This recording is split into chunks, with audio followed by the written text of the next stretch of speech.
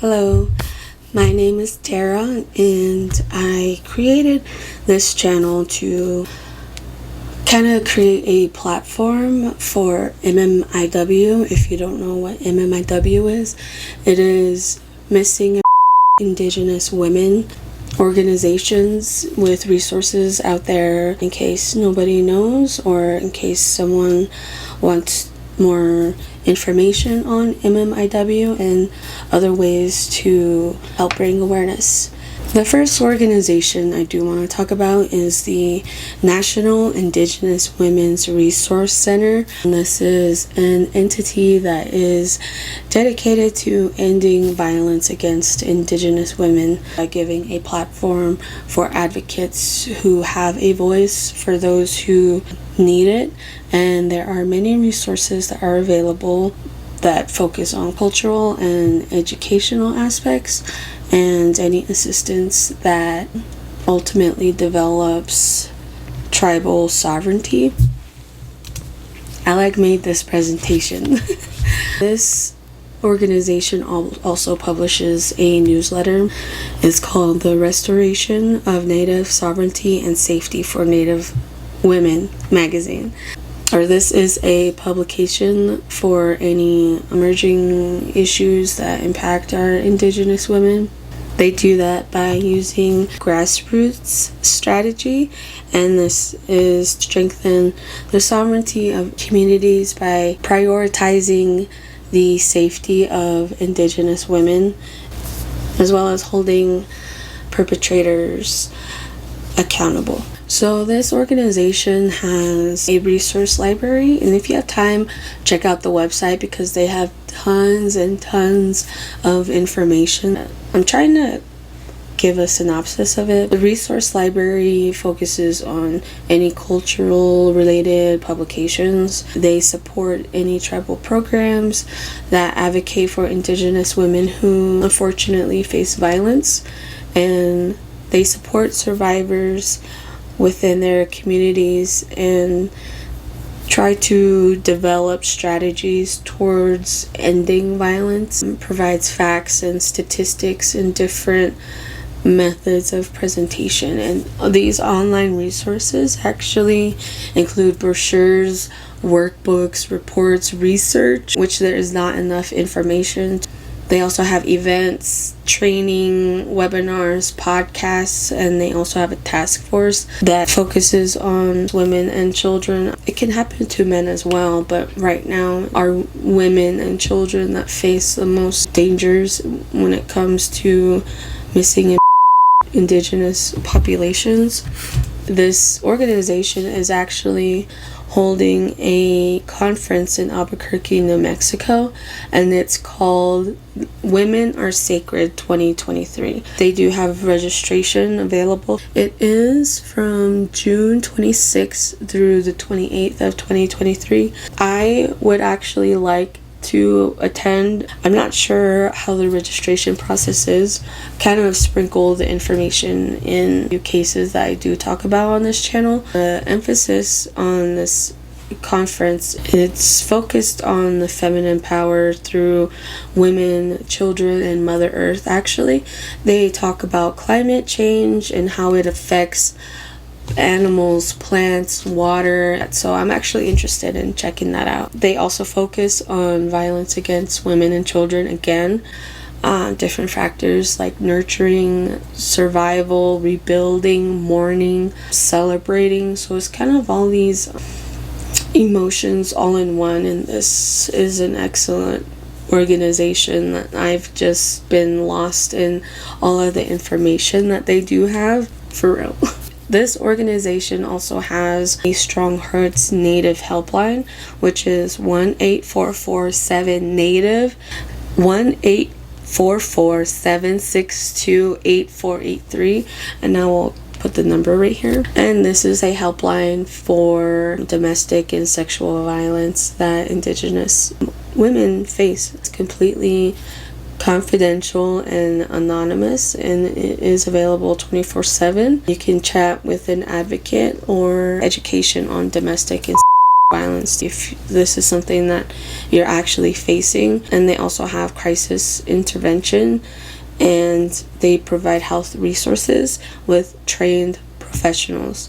And they also assist with any legal concerns such as jurisdiction. It can get pretty confusing when it's on tribal lands. And they also did want to talk about MMIW statistics. We are missing a lot of information, who are afraid to come forward, or they don't know that they're in these situations. And 94% of the population have been or coerced. Scary to really think about. 42% have attempted suicide at some point if they had been.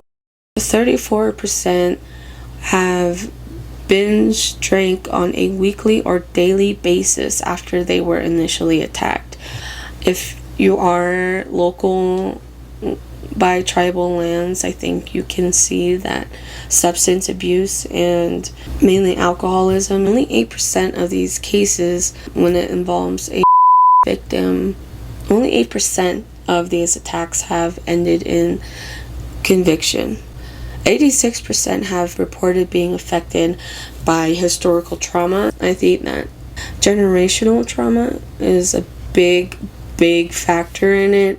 Mental health is kind of still going through the stages, talking about mental health and actually addressing it and providing resources. So you might see hashtag MMIW or hashtag No More Stolen Sisters. Some issues that this movement face are the lack of media coverage, and then jurisdiction concerns, and these take place in rural, if not isolated, communities. And there is not enough communication when it comes to law enforcement entities. If different states, they may not communicate with one another, analyze any cases. There is a lack of Native law enforcement funding, or not enough officers, especially on the Navajo reservation. The response times are ridiculous because there are only so many officers that cover a vast amount of land. That very big problem. Domestic violence, time law enforcement gets there, it's like a person might have taken off, or a victim may deny or say like, oh, everything's fine. They may not even get a report most of the time. There are lack of resources. These organizations are trying to fill the gap, and unfortunately there's no regulated database of missing Indigenous women and children. Hard to have statistics and numbers and data, because most of the time there is none. I know that I've looked up certain individuals' names and stuff and trying to see what information is out there, and there's none. There is none. It's just like a paragraph of hardly any information, and it's like, how are we supposed to address this? Another entity I did want to talk about is Native Hope. This was created to address any Indigenous injustice, and they provide a platform to share stories and have these educational resources and assistance. And they do this by promoting healing through, again, sharing stories and experiences. You're not alone. This organization is trying to promote healing, which is something that I think this movement really needs. A survey that Urban Indian Health Institute did 71 cities in the United States in 2016, determined that Indigenous populations only make up 2% of the overall U.S. The youngest MMIW victim was a child, a baby, who was less than 1 year old. 1 year old. A baby who was less than 1 year old. Oldest MMIW victim was 83 years old. It can happen to anybody, and we don't even know if this is the right information because we don't have any information. And Native Hope also recognizes the historical destruction of indigenous populations. And this includes genocide, violence, assault, abuse, poverty, substance abuse, and mental health. So all of these kind of make up that historical trauma, which has led into generational trauma, and you can kind of see the effects of what's happened to us. You see it everywhere. You see people hitchhiking, people walking on the side of the road, staggering on the side of the road. Native Hope focuses on education, leading to prevention and raising awareness and working together towards justice. Again, they create that platform for healing, empowerment, and their resources. They have a blog, they have a podcast, they also have a youth and community outreach, and this is where they go out and they get involved with the community and see what resources each needs. And they also have a fellowship program that is aimed at building future leaders of the community, and they also offer support, opportunities, and funding. Native Women Wilderness. This was created to bring Indigenous women together, to create a support system, to celebrate culture, and give a platform for voices. The National Crime Information Center, as of 2016, they reported 5,712 cases of missing Indigenous women and girls. And the U.S. Department of Justice only reported 116 cases.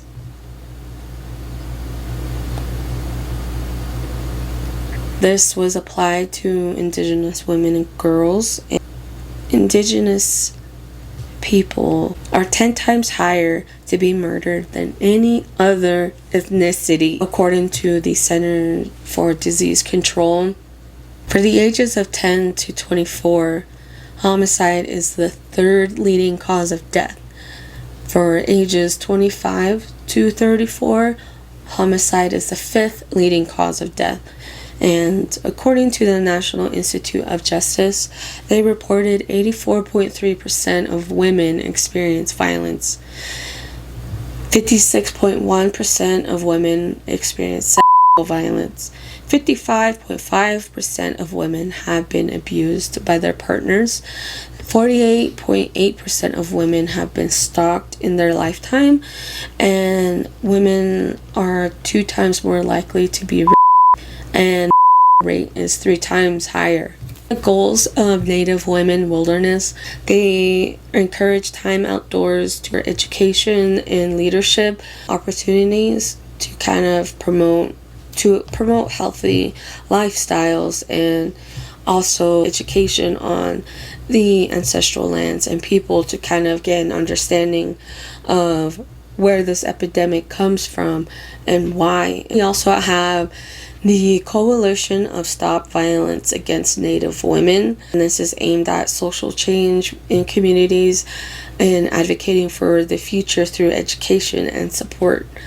They are aimed at creating more united communities to face violence as a more solidarity. It was founded by 3 Native women from different tribes to focus on New Mexico Indigenous communities, whether it's domestic violence, dating violence, assault. They have events, monthly newsletters, and a big social media presence to connect people in the power of the internet, to share their experiences, just talk about what they've been through, because a lot of it's horrific. A lot of it is sad, and it's not talked about enough. I have a few hotlines. I don't want to recite the numbers because I might get it wrong, so I will put it right here, and the information will also be in the description box below. May 1st through the 7th, 2023 is a National Week of Action for MMIW, and there are ways to increase awareness by sharing articles, videos, stories, any MMIW missing posters, photos. There are ways to donate, there are ways to volunteer and stay connected through newsletters or subscriptions. And I will also link all of my resources below. I will link their websites and stuff so you can check out their work and see what they're doing, because it's a lot of great work that they're doing, and it just needs to be looked at.